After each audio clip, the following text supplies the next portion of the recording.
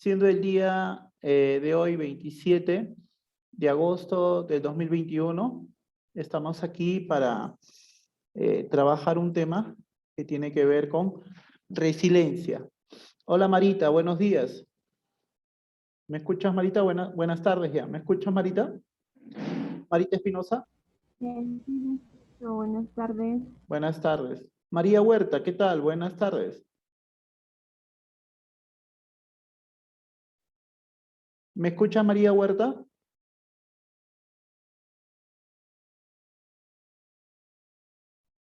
Bien. Sheila Tafur, ¿me escucha Sheila?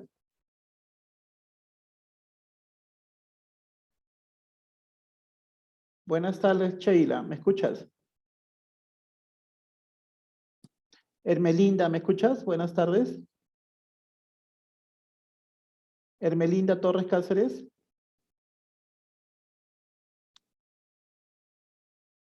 Milagros Poma, ¿me escuchas? Sí, profesor. Buenas tardes. Guillermo Medina, ¿qué tal, Guillermo? ¿Me escuchas?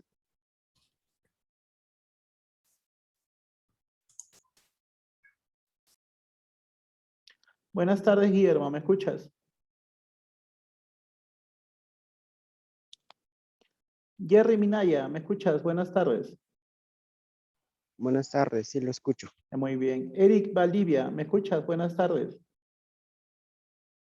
Buenas tardes, sí lo escucho. Muy bien. Marisabel, ¿cómo estás? Buenas tardes. Marisabel Asensio. Hola René, conéctame. René, buenas tardes. Estoy entrando con con esa dirección, por favor. Soy Edith. Buenas tardes con todos. Buenas tardes, buenas tardes. ¿Cómo estás? Bien, vamos a iniciar la actividad. La acción del día de hoy.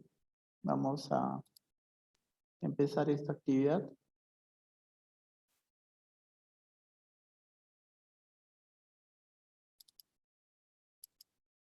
Que tiene que ver con resiliencia. A ver, ¿qué significa resiliencia? Vamos a ver. Bien. Esta es la Escuela de Padres que se organiza desde la UGEL Recuay, dirigido en este caso a los padres del colegio Javier Herao. Bien, el dolor es inevitable, el sufrimiento es opcional. Vamos a ver aquí una imagen. Esta imagen. A ver, Milagros, ¿qué ves en esta imagen? Milagros Poma.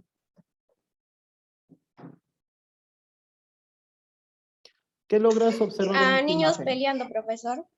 Ya, niños peleando.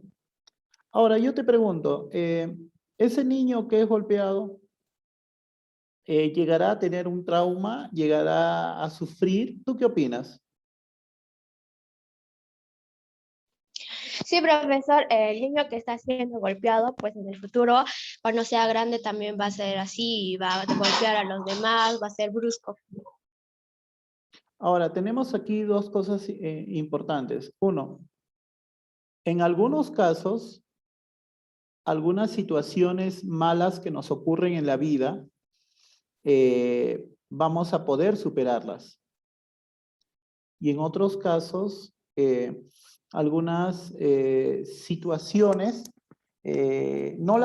algunas personas no superan las situaciones malas de la vida por falta de resiliencia.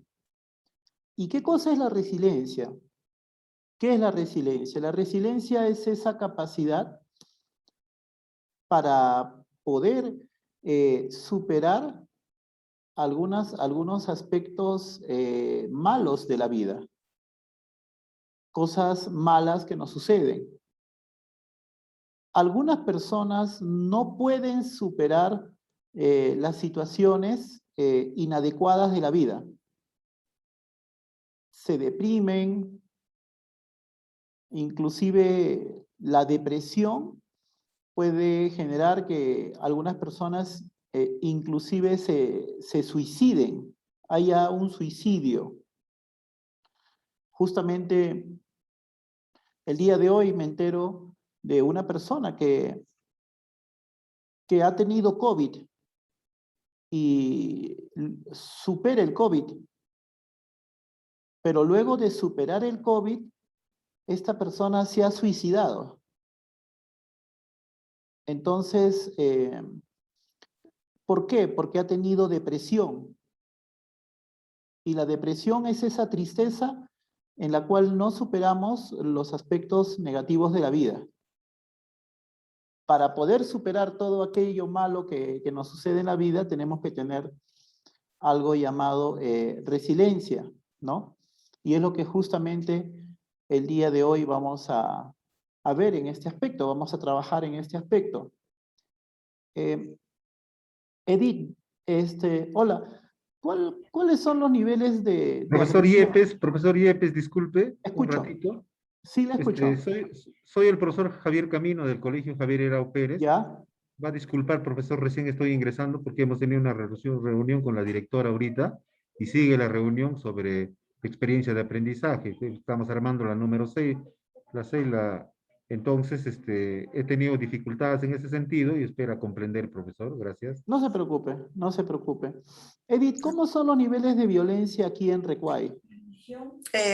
Bien, muchísimas gracias por la invitación al licenciado René y buenas tardes con todos los padres de familia. Y bueno, el caso en el tema referente a lo que es violencia familiar, tenemos un índice bastante elevado, René, y esto es bueno que lo conozcan los padres de familia, cuán importante es manejar este tema tan interesante que se está tocando el día de hoy sobre resiliencia, ¿no? Solamente para ponernos a reflexionar en el mes de agosto, básicamente centrémonos a agosto, hasta la fecha tenemos 14 casos de hechos de violencia. Dentro de ellos tenemos 3 maltratos infantiles, ¿no? En lo que refiere a lo que es maltrato psicológico y físico.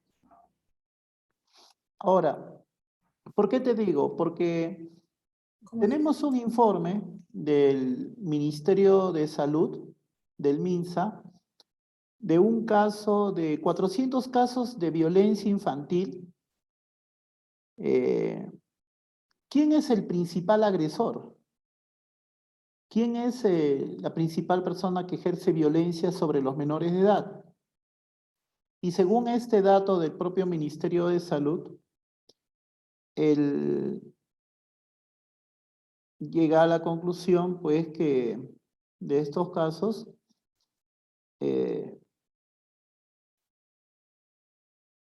la madre es la causante del 40% de casos de violencia. Es la mamá la que ejerce violencia sobre los menores, agrediéndola, golpeando a los menores, en este caso repitiendo estos actos de violencia.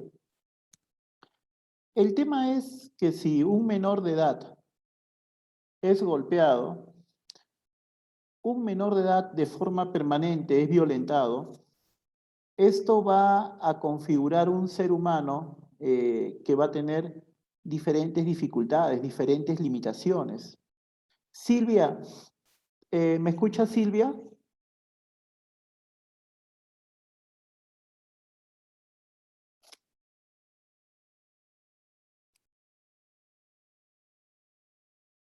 Oh, María Huerta, ¿qué tal? ¿Me escuchas, María?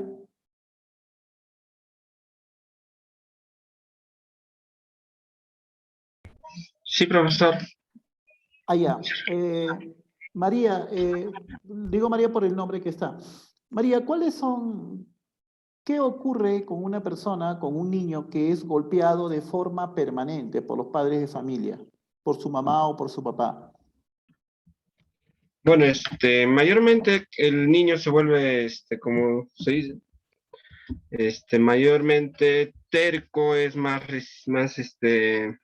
recio el niño, ¿no? Se vuelve, ya es un poco más desobediente, trata de siempre ser agresivo también, igual que a él lo castigan, él también trata de ser lo mismo con sus compañeros, con la gente que ve un poquito menos vulnerable que él empieza a faltarles el respeto, a esas cosas, ¿no? Ya. Un niño con violencia va a repetir la violencia en el colegio, con sus amigos. Exactamente. Bien. Ahora, la violencia conyugal, esas peleas permanentes entre padres y madres de familia, generan niños vulnerables, niños que tienen miedo, niños que no tienen la resiliencia. Y aquí también tenemos que ver con el concepto de precariedad social, de pobreza. Ahora, el amor es un término muy poético. La mayoría de padres dicen que aman a sus hijos. ¿Amas a tus hijos? Sí, yo los amo. Le preparas su comida, le das su ropa, le atiendes bien. Cuando te molestas, pero no en exceso. ¿Sabes controlar tus emociones frente a tus hijos? Entonces, podemos decir muchas cosas sobre el amor, pero más que el amor, viene un concepto llamado segurización. ¿Y qué es la segurización? La segurización es la relación que tiene que haber entre la madre y el hijo, o el padre y el hijo, donde la mamá tiene que cocinar buenos alimentos para el hijo. Tiene que medir la forma en que se molesta con un niño. Tiene que mantener limpio al niño, tiene que bañar al niño, tiene que cuidar al niño. La pregunta es, ¿todos los padres realizan esta acción, Magdalena? ¿Tú crees, Magdalena, que todos los padres cumplen con estas obligaciones como padres frente a sus hijos? ¿Me escuchas, Magdalena?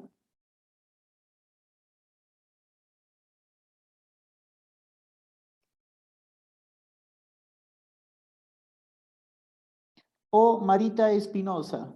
¿Me escuchas, Marita?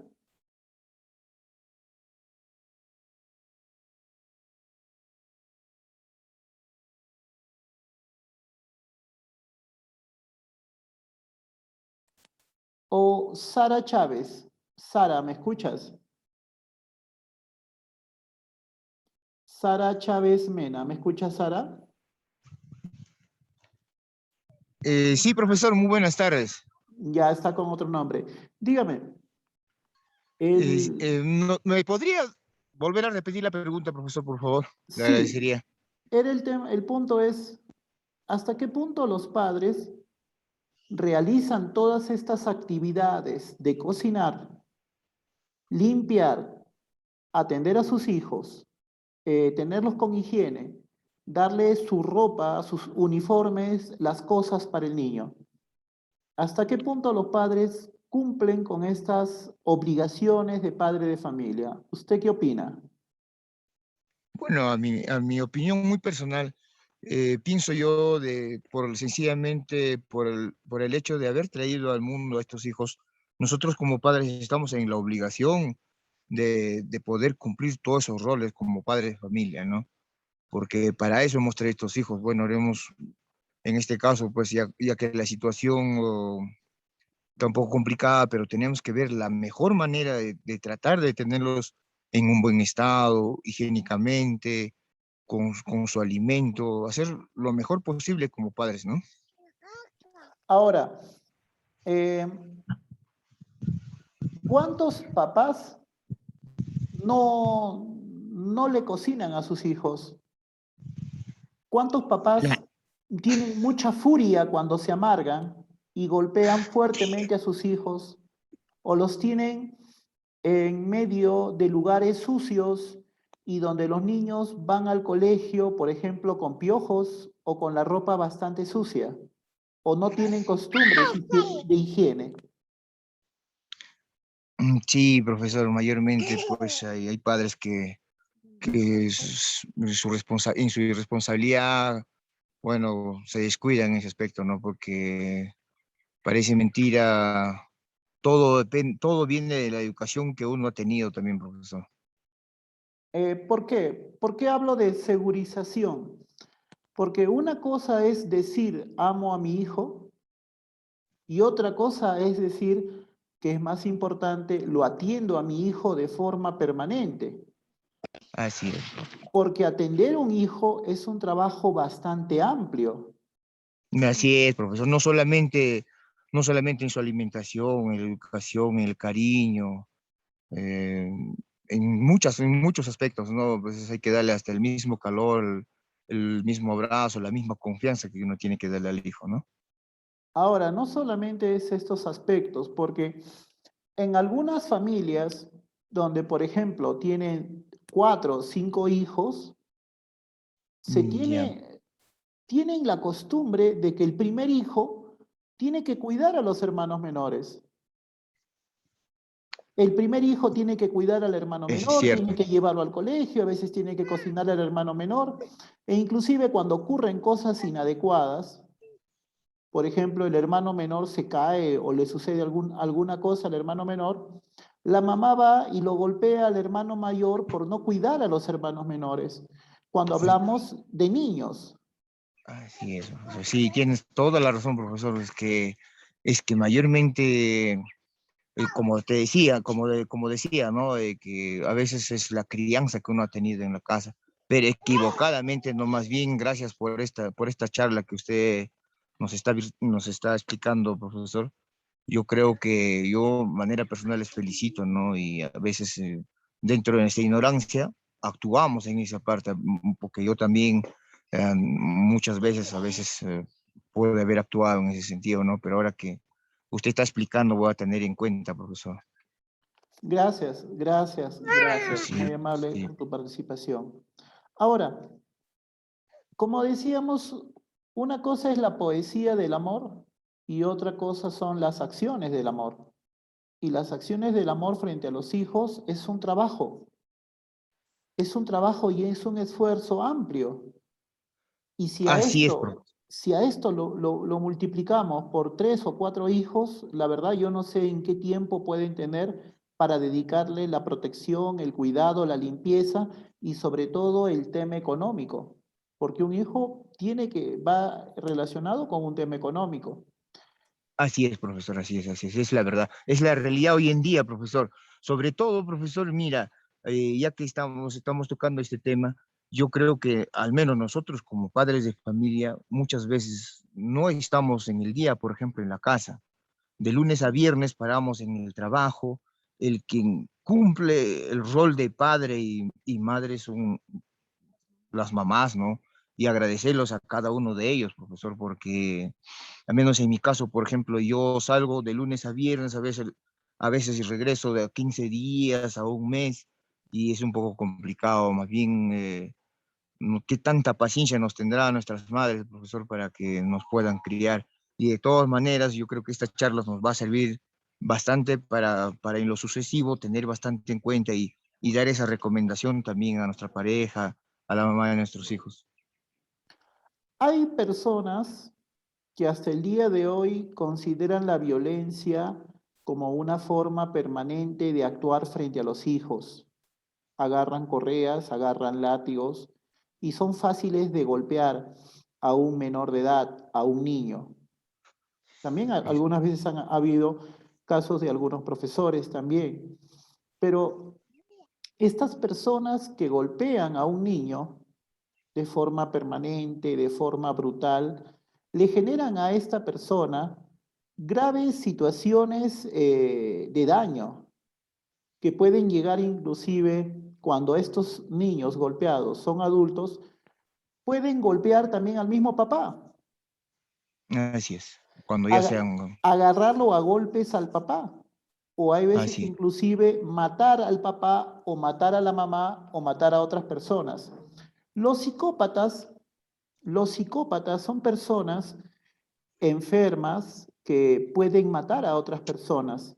Es el caso, por ejemplo, de Charles Manson, que en 1971 conspiró para matar a 7 personas, una de ellas una mujer embarazada.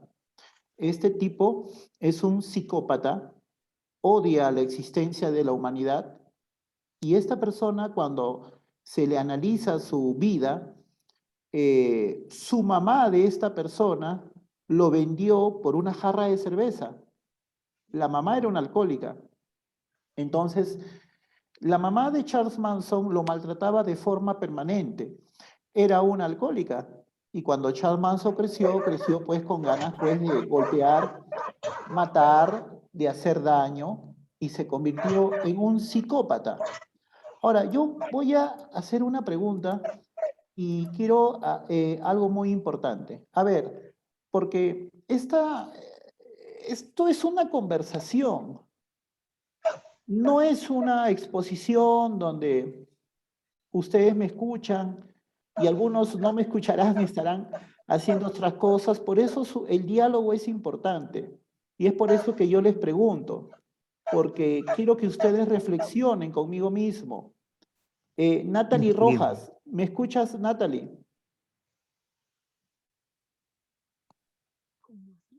¿Me escuchas, Natalie Rojas? ¿Garay?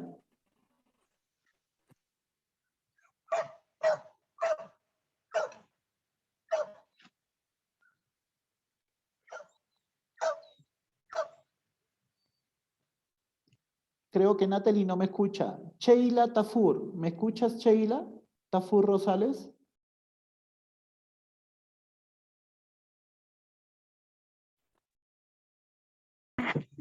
Profesor Yepes, buenas tardes. Sí, lo escucho. Ya, Sheila, yo te pregunto, Sheila, a ver, ¿sabes lo que significa empatía?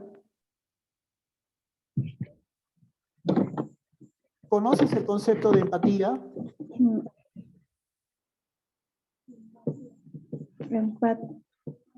Es una persona empática, dicen.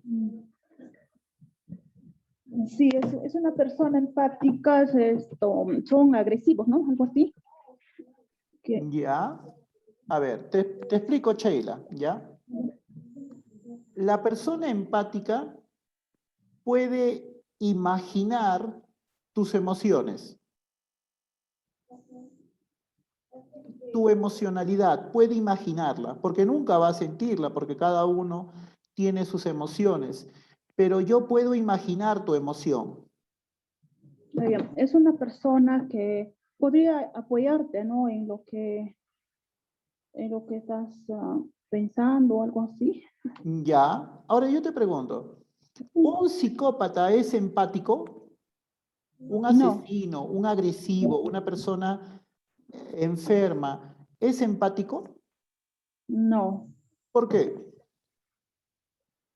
Porque el psicópata está lleno de rencor que obtuvo desde niño y reacciona de una forma agresiva, como usted antes dijo, es capaz de matar, algo así, ¿no? Ahora, yo te doy una idea. Mira, los psicópatas sí son empáticos. ¿Por qué? A ver, ¿cómo es esto? ¿El psicópata es empático? Sí. Porque el psicópata sí entiende que tú estás sufriendo. La persona psicópata logra entender, logra imaginar que tú estás sufriendo y disfruta de eso. Disfruta de tu dolor. Y los psicópatas sí imaginan que, por ejemplo, una mujer embarazada fue asesinada por Charles Manson y él disfrutó y se alegró mucho. ¿Por qué? Porque simplemente entendió que el sufrimiento debió haber sido espantoso, pero él lo disfruta. Más que personas empáticas que imaginen emociones, más que personas empáticas, lo que necesitamos son personas con compasión, en el sentido que yo vea a alguien que está sufriendo y yo actúe para ayudarlo. La compasión es nuestra actuación para ayudar a aquellas personas que están sufriendo. ¿Qué opinas, Sheila? ¿Tú ayudas a las personas que están sufriendo dentro de tus posibilidades? Claro que sí, ¿no? Lo que, de mi opinión, cuando yo les veo, sí, les apoyo, pero también a veces me comporto como un psicópata. Claro que no creo que ninguno de acá es psicópata, porque los psicópatas comúnmente están en la cárcel. Pero pero hay un grado en el cual las personas violentas, ¿no? Hacen estas situaciones. Ninguno de acá es un psicópata, obviamente. Pero lo que sí les digo es que acciones como la compasión son importantes y para desarrollar otro nivel de personalidad frente a todo. Es interesante cómo la madre, las mujeres, las mamás, tienen una relación directa en el tema emocional de los niños. Es interesante saber de cómo niños que han sido separados de sus madres durante los 6 primeros meses o 2 primeros años, y van a tener dificultades emocionales frente a sus relaciones humanas. Van a ser personas frías, personas agresivas, personas violentas muchas veces, y donde tiene que haber en la etapa, cuando una criatura es un bebé, es muy importante el tema de la mamá, el tema de la madre. Las personas sin resiliencia son personas que constantemente se consideran de una forma muy mala. Hay personas adultas que se dicen, mira, yo soy un bicho, o personas adultas que dicen o escriben, nadie me presta atención, a nadie le importo. Las personas sin resiliencia, todas las cosas malas que les ocurra, entran en una depresión severa. Porque ante las cosas malas que nos ocurren, porque a todos nos ocurren cosas malas, uno puede salir adelante y uno puede sonreír y salir adelante de aquello que nos hace daño, de las cosas que nos suceden mal. Pero hay otras personas que no. ¿Y por qué algunas personas se deprimen? Las personas sin resiliencia entran muy fácil al alcohol. Muchos maníacos depresivos son alcohólicos, ejercen violencia psicológica, hay problemas de violencia escolar y también problemas en el trabajo infantil. Esto va a generar personas sin resiliencia, personas que no pueden superar aquellas cosas malas que nos suceden, aquellas cosas malas que nos suceden en la vida, porque a todos nos suceden cosas malas. El fallecimiento de tu esposo, el fallecimiento de tu esposa, el fallecimiento de tu hijo, la pérdida de trabajo, un accidente grave, una enfermedad. Frente a eso, esas situaciones que es la vida misma, es fundamental la familia. Es fundamental la familia. Y aquí vamos a algo muy importante, que el concepto de compasión. El concepto de compasión. Edith, te pregunto, ¿tienes mascota? Sí. Cuéntame cómo está tu mascota. Cuéntanos. A ver, les voy a compartir un poco la experiencia de Mía. Mi mascotita se llama Mía, es una peruanita de raza pequeña que la encontré por adopción el mes de julio del año pasado. Entonces esa bebita está conmigo ya prácticamente un año, pero miren, en la circunstancia del tiempo que estamos viviendo, la coyuntura ha hecho de que esta bebé llegó a mis brazos. Entonces esta bebé con el transcurrir del tiempo, en el mes, para ser bastante clara, en el mes de marzo empieza con problemas de sus hojitas. En el mes de abril ha ido el tratamiento que le hacían en Huaraz no le estaba ayudando para nada. Imagínense que a Mía he tenido que trasladarla hasta Lima para poder hacerla ver su ojito que estaba bastante mal. Y si se fijan y se dan cuenta ustedes, con toda esa prescripción médica que le han realizado, todo un cuadro diagnóstico médico veterinario, había sido de que Mía estaba en adopción por la justa y simple razón de que era un perrito de descarte. Y por ese problema patológico lo estaban dando en adopción. Muy interesante tu pregunta, René, comparto esto. He llorado con Mía, he estado con mucho dolor porque la querían operar y imagínate que Mía se quede sin los ojos y cómo va a poder desarrollarse sola.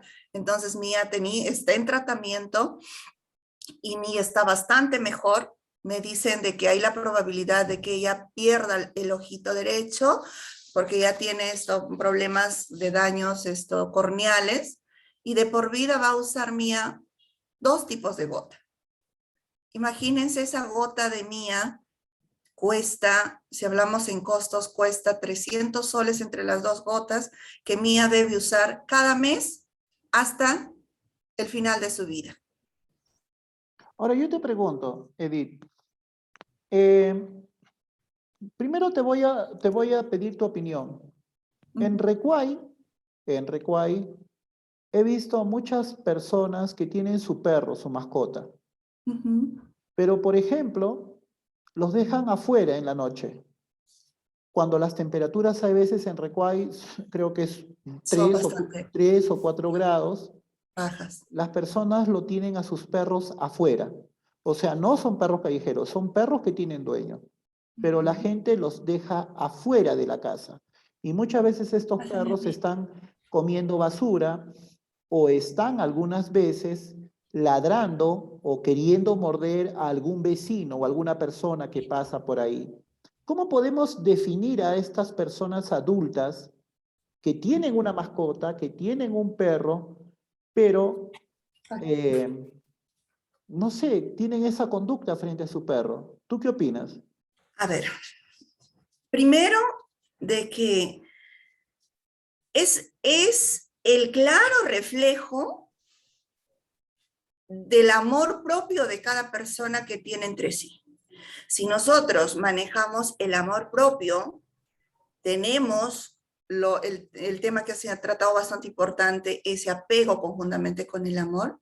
Nosotros vamos a ver, así como yo quiero un techo, así como yo quiero alimentarme, tengo que tener esa mascota con calidad de vida. ¿Cuán importante es para ese animal tener un techo, tener un calor, un afecto de familia? Si yo lo dejo en la calle, solamente pongámonos a pensar, mis queridos padres de familia, ¿cómo se siente ese animal a altas horas de la noche, 1 o 2 de la mañana en Recuay cuando estamos bajo cero? Imagínense, mientras nosotros tenemos una frazada, un techo, podemos cómo cubrirnos y ellos no. Porque no hablan, los podemos dejar en la calle. No, ese es un claro ejemplo de que a nosotros nos falta ese afecto, nos falta el amor propio, nos falta no manejamos adecuadamente la resiliencia en cada uno de nosotros.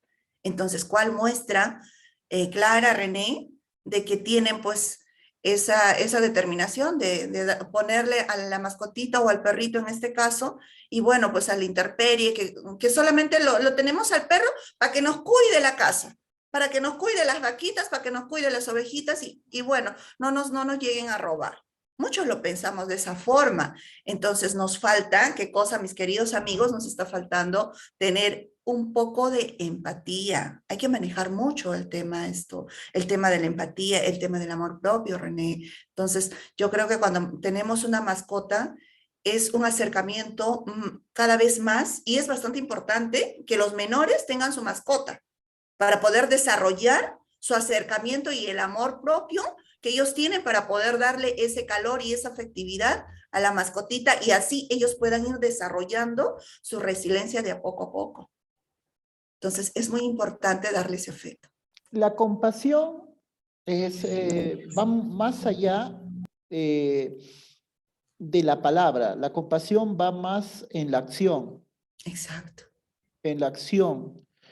Claro, dentro de nuestras posibilidades, porque también a cuántas personas quisiéramos ayudar, pero nuestra situación económica o nuestra realidad no nos produce tanto dinero o cosas para ayudar a otras personas. pero dentro de lo posible es bueno ayudar a las personas a compadecernos. Y como has dicho en el caso de los niños, el tener una mascota desarrolla mucho la compasión. Yo les cuento pues una experiencia de estando aquí en Huaraz, en mi casa.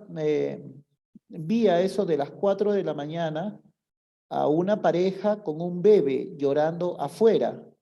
Yo lo vi por la ventana y los vi llorando. No, vi llorando al bebé. Y hacía mucho frío. Entonces, abrí mi ventana y le dije a esos señores, miren, que no los conozco, y le digo, oigan, ¿qué pasa? Y no, lo que pasa es que tenían un problema con la llave de su casa. Y simplemente les dije, ingresen aquí a mi sala. E ingresaron a mi sala hasta que ya amaneciera en Huaraz. Y les dije que ingresen a mi sala porque me dio pena un bebé que esté en Huaraz en la madrugada, porque un bebito no puede estar con todo el frío. Entonces, esas situaciones de compasión las tenemos que desarrollar de forma permanente, en el sentido que cuando vemos a un ser humano que está sufriendo, podemos ayudarlo dentro de nuestras posibilidades, dentro de lo que nosotros podemos hacer. Ahora, no solamente compasión es con el ser humano, también la compasión con los animales, la compasión con el medio ambiente, el cuidado y el cariño a los ríos, el cuidado con la basura. Es muy importante desarrollar estos aspectos que fomentan la resiliencia. Ahora, yo les hago una pregunta, les voy a hacer una pregunta. A ver, Florencia Mejía, hola, buenas tardes. ¿Me escucha Florencia? Buenas noches. Florencia, yo te pregunto, ¿a qué edad crees que un niño debe aprender a leer y escribir? ¿A qué edad más? Ahora, a partir de los 5 años. Los 5 años. ¿Tú crees que a los 5 años ya un niño debe aprender a leer y escribir, Florencia? Más o menos ya saben algunas cositas, escribir, no en todo, pero sí. Ya. Ahora, Florencia, yo te pregunto, ¿conoces cuál es el país con la mejor educación del mundo? ¿Cuál es el país que tiene los niveles más altos educativos, que tiene un gran estándar de vida y que los alumnos en los exámenes internacionales salen en los primeros puestos? ¿Sabes cuál es el país, Florencia? ¿Estados Unidos? No, Estados Unidos es en la mitad de la educación, pero te lo comento, se llama Finlandia. En los exámenes internacionales, Finlandia es el país que tiene los mejores estándares de educación. Ahora, yo te digo, Florencia, adivina a qué edad en Finlandia los niños aprenden a leer y escribir. ¿A qué edad crees, Florencia? Países adelantados podría ser a los 3 años, supongo. Ya, muy bien. Ya, es a los 8 años, Florencia. 8 o 9 años recién los niños aprenden a leer y escribir. A ver, vamos a analizar y quiero que ustedes se concentren. En los países donde los niveles educativos son altos, me refiero a Finlandia, Noruega, Suecia, estos países que alguna vez los llamábamos los vikingos, en esos países nórdicos, los niños aprenden a leer y escribir recién a los 8 años o a los 9. No a los 5, no a los 6, no a los 7. No lo hacen. Los colegios no lo hacen. Ahora, ¿y qué cosa hacen en el tiempo? Porque ellos iban al colegio, van desde los 3 años al colegio, hasta en el inicial, lo que aquí llamamos pronoí y todos esos aspectos. Lo que hacen los niños son varios aspectos que nosotros como sociedad muchas veces no entendemos. Por ejemplo, el jugar. ¿Por qué el jugar? ¿Por qué el juego es importante? Porque cuando jugamos, perdemos. Hay veces perdemos. ¿Y por qué es importante jugar? Porque primero, aprendemos ciertas normas, ciertas reglas del juego. Y segundo, aprendemos a perder. ¿Qué tan importante es para que un niño aprenda a perder? ¿Qué tan importante es que un niño, desde los 5, 6, 7, 8, 9 años, juegue con su papá, juegue con la mamá, vayan de bicicleta, que el niño cocine cosas pequeñas y que luego le invite a sus compañeros, que el niño aprenda a estar limpio, a tener una higiene personal, a que todos los días tiene que bañarse, que tiene que lavar su ropa, que tiene que cuidar, que tiene que ayudar a su compañero, que tiene que entender que su compañero es una persona y que tiene que ayudar a su compañero y que tiene que compartir. ¿Y saben una cosa?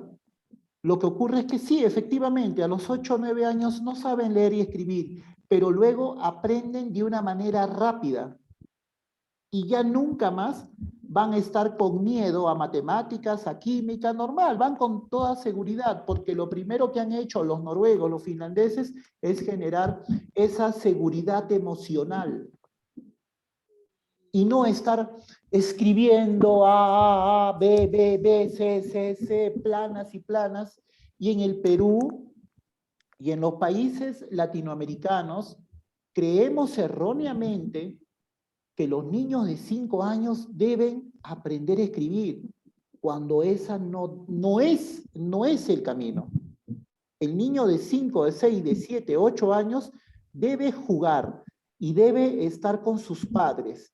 Debe sentir mucho amor, mucho cariño, y los profesores le tienen que generar esas características importantes. Se llama ralentizar la educación. ¿Pero para qué? Para generarle esa fortaleza.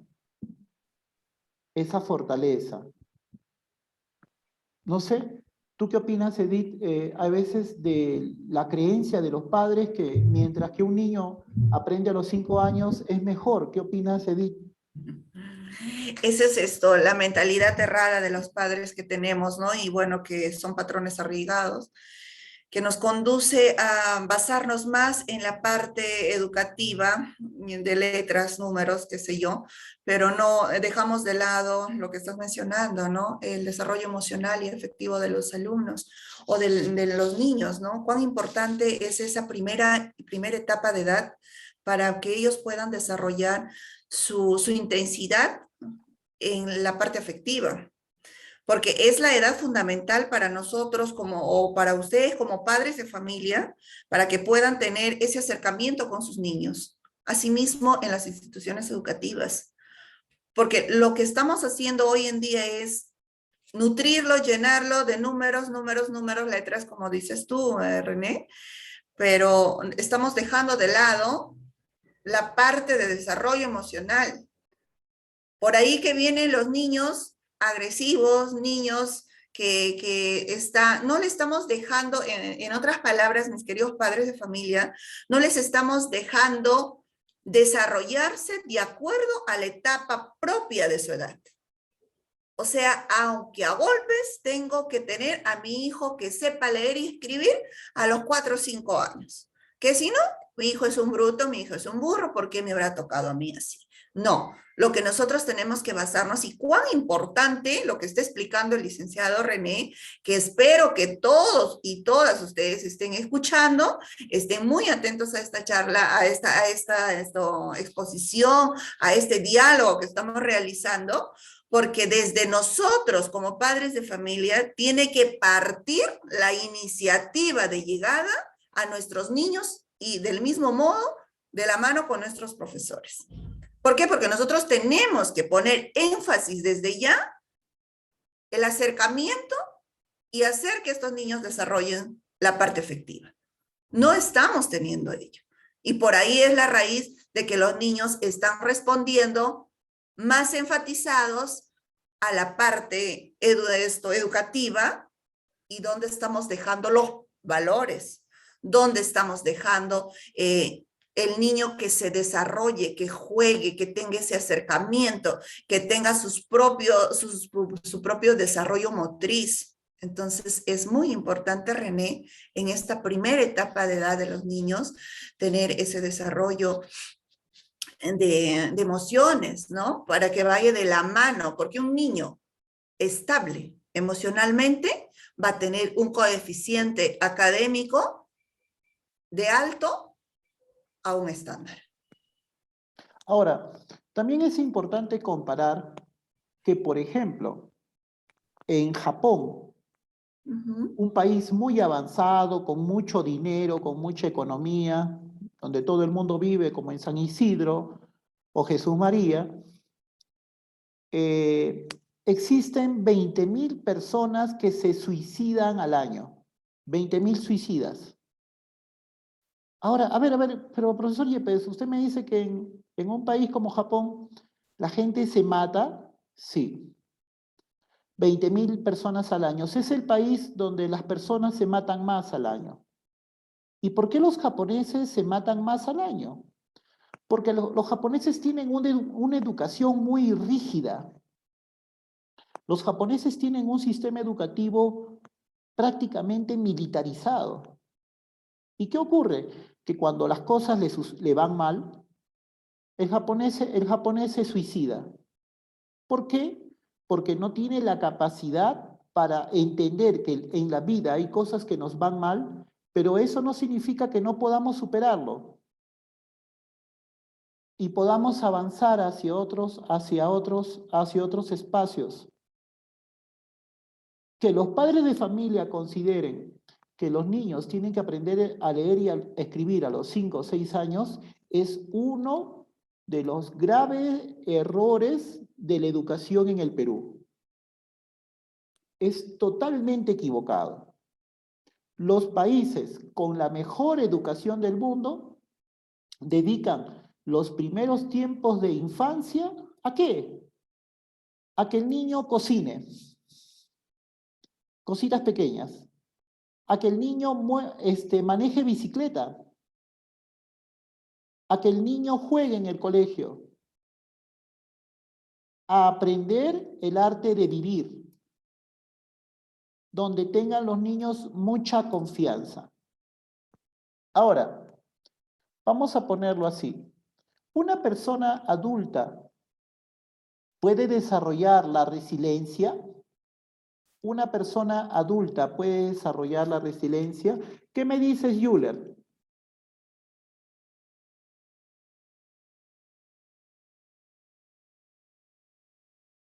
¿Me escuchas, Euler? O Hermelinda Torres, ¿me escuchas? Hermelinda Torres Cáceres.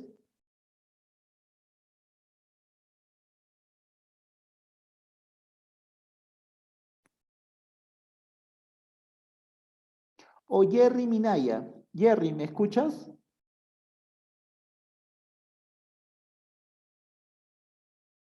Sí, profesor.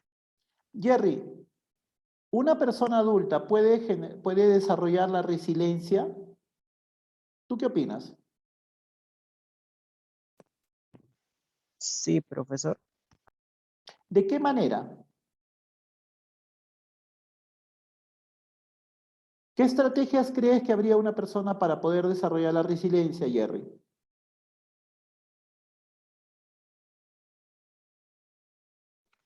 Bueno, eso sí, no le sabría decir, profesor. Ya, yo te pregunto, cuando tú estás triste, ¿qué puedes hacer? ¿Te deprimes, te pones a llorar, te encierras en un cuarto? ¿Qué podrías hacer cuando estás triste?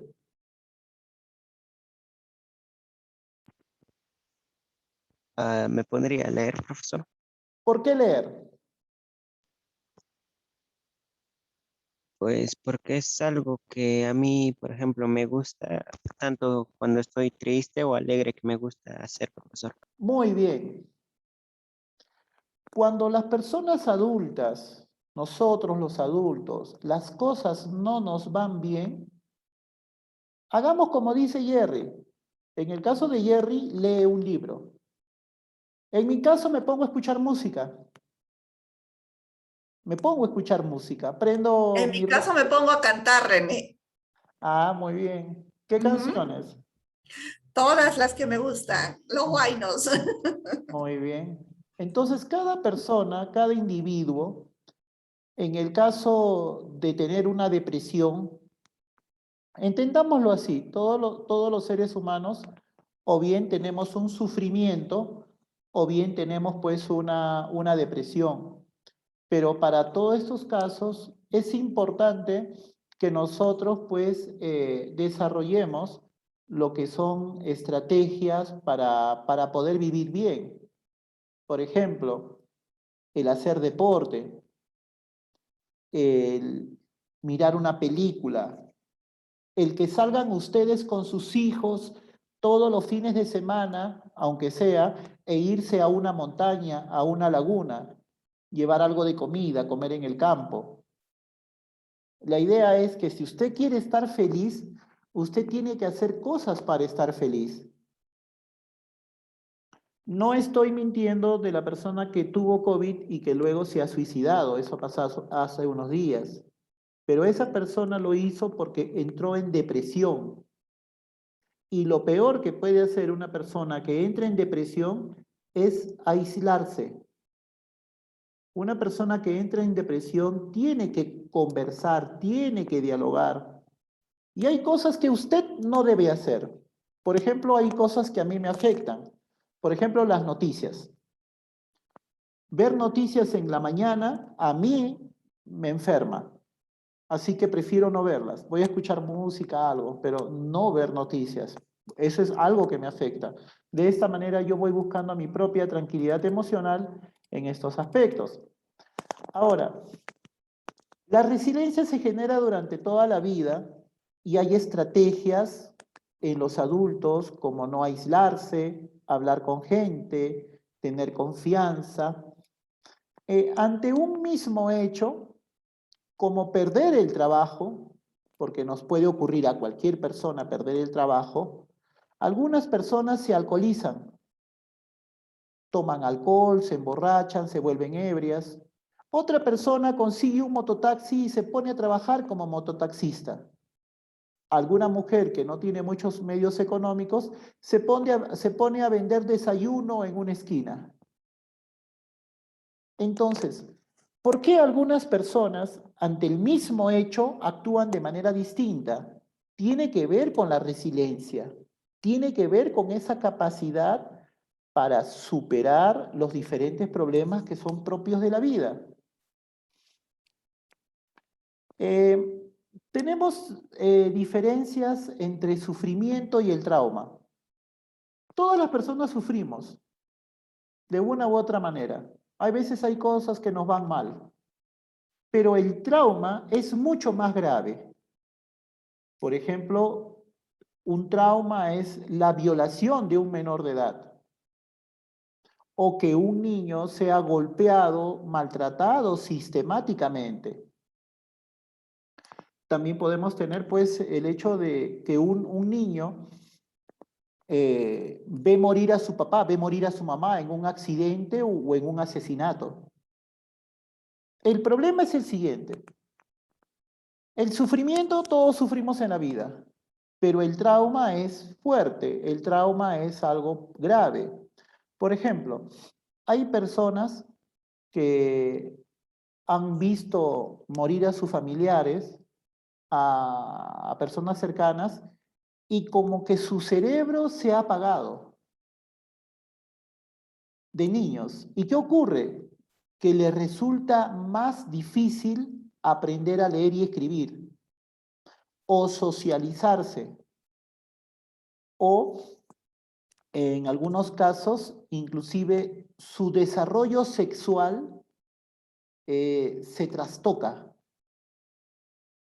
hay problemas de desarrollo sexual, producto de los traumas. Frente a eso, hay veces también ocurre que algunas personas de forma permanentemente paran recordando las cosas malas que le ocurrieron en su infancia. No sé si a ustedes les ha pasado, pero a algunas personas le ocurre eso. No sé, Magdalena, ¿me escuchas, Magdalena?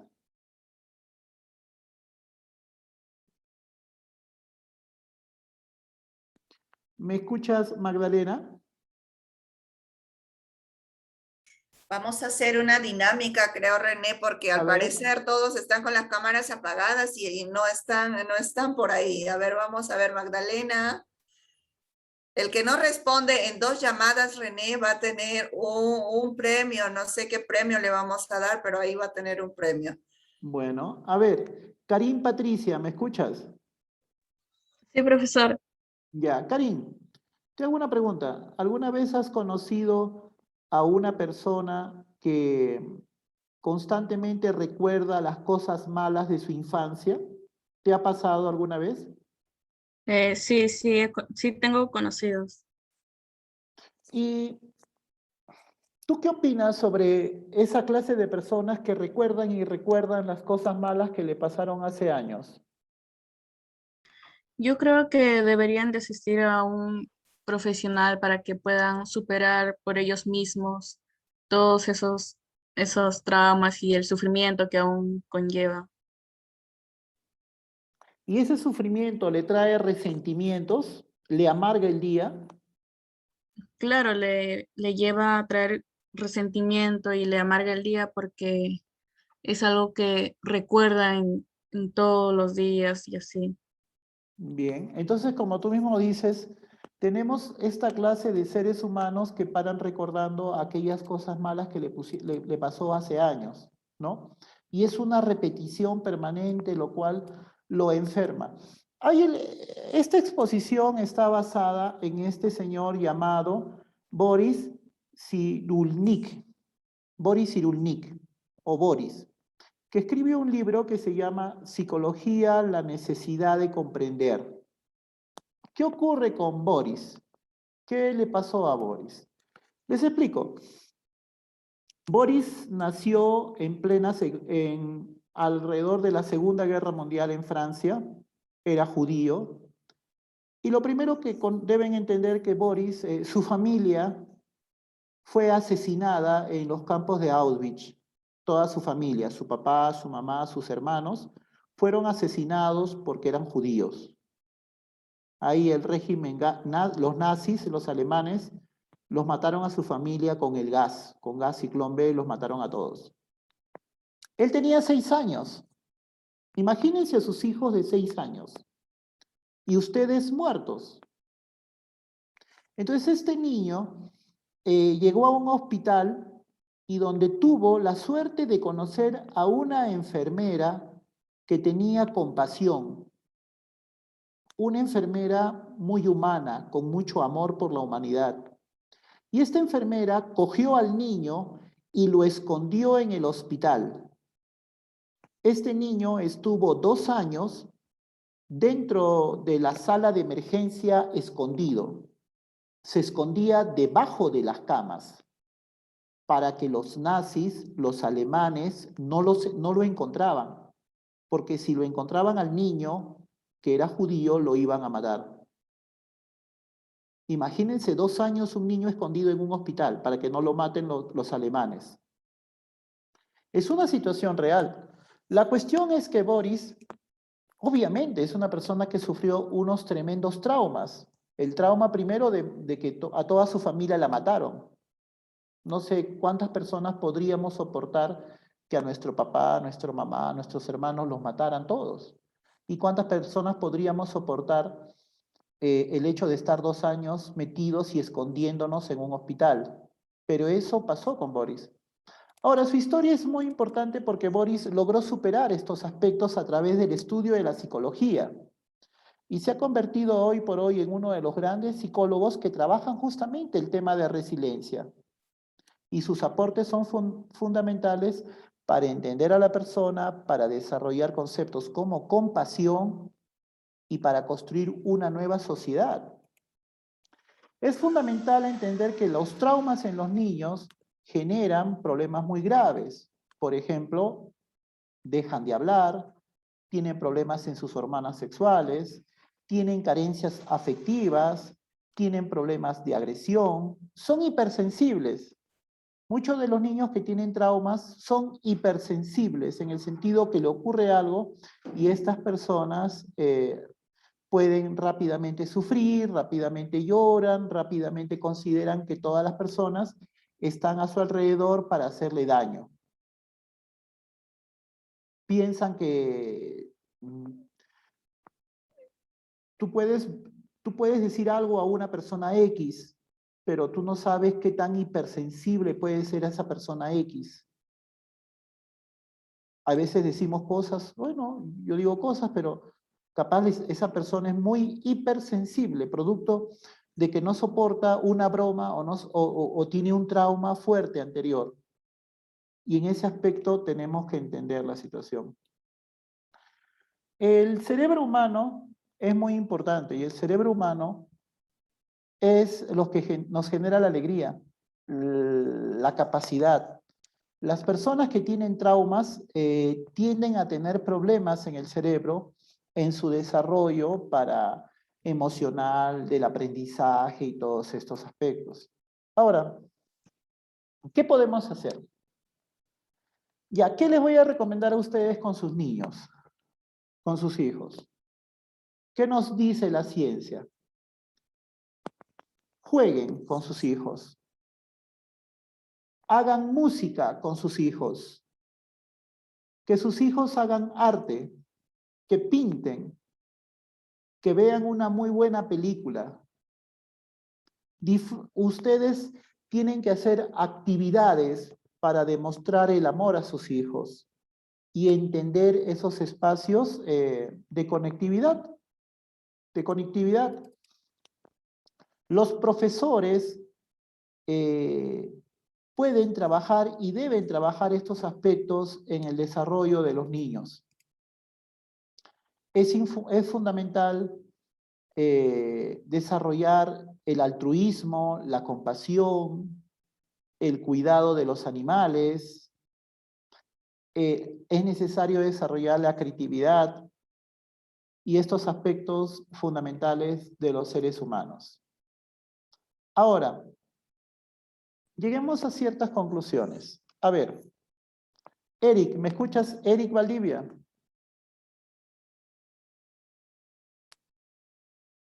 ¿Me escuchas, Eric Valdivia? Solórzano. Bien. O Yuler, ¿me escuchas, Yuler? O Deide Huerta. Palacios, ¿me escuchas? Sí, profesor, buenas noches. Ya. Deide, te pregunto, ¿qué cosa es la resiliencia? ¿Qué es ese concepto? Es aquel que no, es la capacidad de una persona que ya sea cuando le botan de un trabajo o algún familiar se le muere. Es para poder continuar con nuestra vida a pesar de las cosas malas que ocurren, ¿no, Deide? Sí, sí, profesor. Te pregunto, ¿tú tienes resiliencia? Sí, toda persona tiene resiliencia, profesor, porque a veces nosotros, como gozamos o nos mofamos de la desgracia de otra persona o que cuando salen emprendedores también a veces no nos alegramos. O sea, el ser humano está para eso, profesor. Muy bien, entonces la resiliencia es la capacidad para soportar los avatares de la vida, las cosas que nos suceden mal en la vida y poder seguir avanzar y continuar con estos aspectos. Everardo, ¿cuál es el problema que se puede generar en la violencia permanente a los niños, Everardo Huerta? ¿Qué problemas se generan posteriormente cuando un niño es violentado? O Sheila Tafur.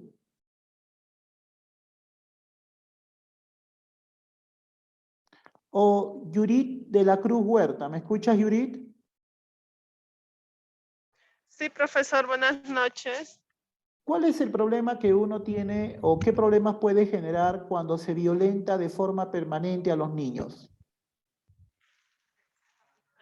Bueno, hay muchas, ¿no, profesor? De repente, por ejemplo, hay madres de familia que otras veces, cuando tienen algún problema con la pareja o tienen algún problema en otro lado, ¿qué hacen? Lo primero que hacen es llegar a casa o estar en casa y siempre pagarse la cólera, otras veces, como se dice, ¿no? Con los inocentes, con nuestros hijos. Otras veces es cuando hay el abandono, por ejemplo, el papá se va y ¿qué es lo que hacen, no? Pegarle al niño o decir, por tu culpa o tú me haces acordar al padre y por eso otras veces le maltratan a los niños. También, como digo, no hay maltrato físico, psicológico, o también hay otras madres que hacen, es lo primero que hacen a sus hijos, prefieren que trabajen, o que, como dicen, no, que puedan ir a otras veces a cuidar los animales, mayormente en los caseríos, en las estancias que se dicen, ¿no? Los padres de familia que hacen es mandarle a cuidar a sus animales, a los niños, y hay muchas formas de violencia hacia los niños, profesor. Ahora, ¿qué clase de seres humanos estamos construyendo si un niño de forma permanente es agredido y es violentado? O sea, el niño ya no es seguro, ya no tiene su autoestima alto, profesor, tiene el autoestima bajo, que él mismo ya no se quiere. Otras veces deja que la gente le humille y él dice, no, si mi madre me pegó, mi familiar me humilló, no, que otra gente le humille, para él es normal, ¿no? Prácticamente. Muy bien, Yurit. Florencia Mejía, ¿me escuchas?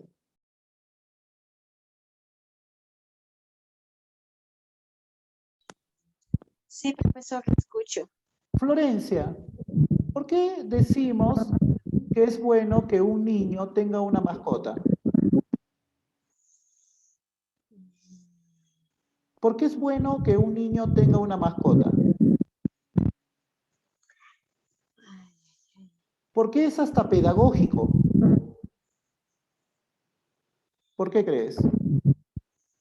O yo te pregunto, a ver, tener una mascota, ¿qué incluye tener una mascota, Florencia? ¿Es una compañía? Ya. ¿Es una responsabilidad, Florencia? Sí, porque hay que cuidarlo. ¿Tenemos perros para dejarlos en la calle? Bueno, en mi caso, yo tengo mi mascota que yo la cuido, la bañamos así. Tiene su casita. Muy bien, Florencia. Entonces tú me has dicho algo muy bonito. Tienes tu mascota, pero tiene su casita, lo cuidas. Te pregunto, ¿tú crees que es correcto tener una mascota para tirarlo en la calle? No, profesora, porque una vez lo quise hacer, pero mi hija me molestó que no. Es como nosotros, seres humanos. Si le botas a mi mascota, bótame a mí también, me dijo. Entonces ya de esa fecha ya. Qué bueno que los hijos enseñen a veces a los padres. Eso es algo muy bueno. Pero ¿por qué es fundamental una mascota algunas veces? Porque una mascota es una responsabilidad. Como nos dijo Edith, hay que cuidarlo, hay que darle su comida, hay que bañarlo, hay que tener un espacio. Muchas personas, penosamente en el Perú, consideran que tener una mascota es dejarlo en la calle, es que coma basura. Y eso es algo perverso, porque no nos forma dentro de los conceptos de compasión. Al margen de la empatía, que significa entender la emoción de otro, algo más allá de la empatía es la compasión, la capacidad para ayudar a la otra persona, o a un animal, o al medio ambiente. Entonces, con esto vamos desarrollando mejores personas, mejores ciudadanos y gente que no está en la vida agrediendo, sino gente que está construyendo, gente que entiende, gente que ayuda, gente que no es egoísta, no es egoísta. A veces viajo y penosamente veo en los buses gente que está sentada y hay un asiento a su lado y pone su mochila. Y hay una señora que llega, pero ahí está la mochila en el asiento. Oye, hay una señora que está parada y el joven sabe que la persona está parada, pero igual está su mochila. ¿Por qué? Porque no tiene la capacidad de compasión para entender, oye, saca tu mochila y que la señora se siente. Porque eso es lo que hace una persona compasiva. Una persona compasiva trata de ayudar a la otra persona cuando tiene problemas. Y es justamente lo que tenemos que ir desarrollando. Bien, Edith, ¿alguna opinión más? ¿Te escuchamos? Sí, René, muchas gracias por todo el aporte que se está brindando a los padres, René, que este espacio era ya bastante importante tratarlo con ellos, porque de acá espero que los 17 participantes, 16 participantes que están, van a tener algo definido en el yo propio, en qué estoy errando para tener estas consecuencias tan tristes y lamentables con el desarrollo de nuestros niños. Cuán importante hoy día esta reunión por ti, René, y espero de que surta efecto y sea multiplicativo estos aprendizajes que estamos desarrollando y no caer en errores, no cometer los mismos errores que quizás tenemos estos patrones tan arraigados de generación y generación y generación. Estamos en otra etapa, estamos para nosotros dar una crianza mejor, hacer que nuestros niños crezcan con una salud mental favorable. De eso va a depender el futuro de mis niños. De eso va a depender el futuro de mis hijos. Si yo quiero tener un hijo que no sea maltratador, quiero un hijo que tenga buenas calificaciones, quiero un hijo que sea un modelo y ejemplo de la sociedad, que no sea un alcohólico más, que no sea un delincuente más, entonces, ¿de quién va a depender? Muchos pensamos que en la escuela o en el colegio o en el nido, en el jardín, le están dando toda la formación. No. La formación básica viene de nuestros propios padres. Lo has tocado temas muy importantes, René, muy importantes. Cuán importante y necesario es el apego de los padres. Y hoy en día, René, quiero que quede bastante en claro con los padres de familia, no es un tema ya de tabú, ni es un tema que no se puede hablar, qué sé yo. Hay que ser hidalgos en reconocer nuestras propias responsabilidades. Estamos haciendo que nuestros menores hijos asuman una responsabilidad paternal, maternal, cuando no están en la edad adecuada y no es obligación de ellos.